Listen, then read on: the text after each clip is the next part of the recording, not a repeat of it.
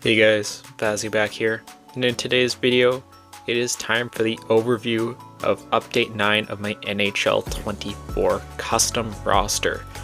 It's crazy, at this point we only have one more update to go before I'm going to be calling it quits with NHL 24.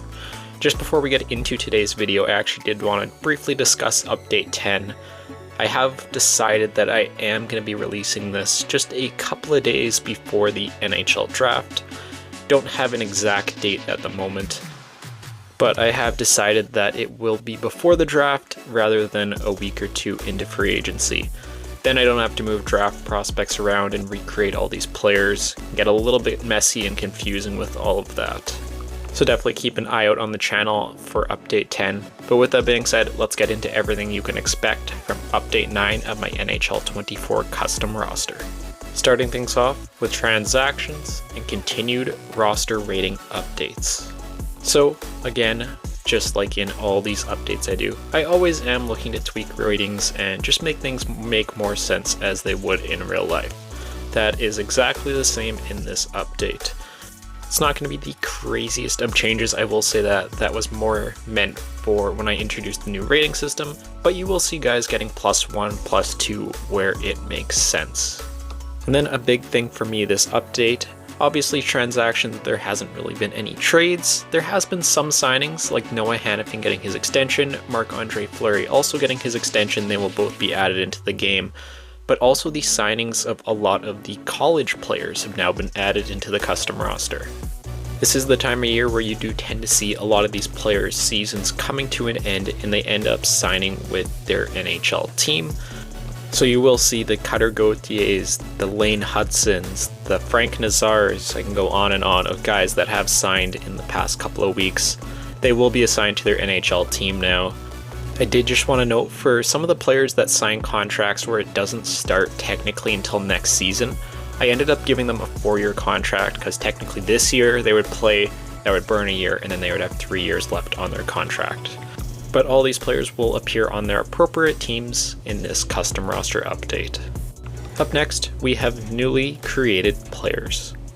So once again, this is something that I always try and do in each and every update. It does get tuned down quite a bit from the start of the year when I'm adding in 300 guys, 100 guys, stuff like that. So there's not the craziest amount of players added, but there is new prospects, guys like Colin Graff, again going back to the college free agent thing. A lot of the guys that sign contracts I have added in the game. There are some exceptions to that. There's teams like Florida who ended up signing, 3, 4, 5 different guys. So technically they wouldn't even have the roster space without having to cut a player from their current roster. So in that case, if they're a player that likely isn't going to overly matter, then I didn't end up making them. But as long as they had room in the roster and could fit them without cutting anybody, I did add them to the game. And then lastly is the updated 2024 NHL draft class. This again is always something that I do try and tweak update to update, but this one I ended up going through and just totally revamping the whole draft class. It's been a while since I've done that. Basically what I do is I take 2 or 3 different websites of mock drafts, I lay out all the players and kind of see players average out.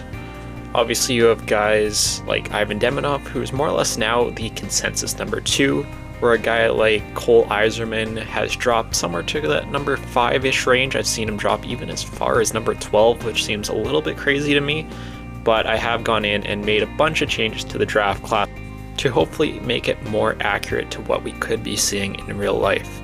Especially a guy even just like Tij Ginla, I had him at medium top 6, he would go, that 20-ish range, and now it seems like he's more or less going to be a guaranteed lock top 10 or somewhere right around there.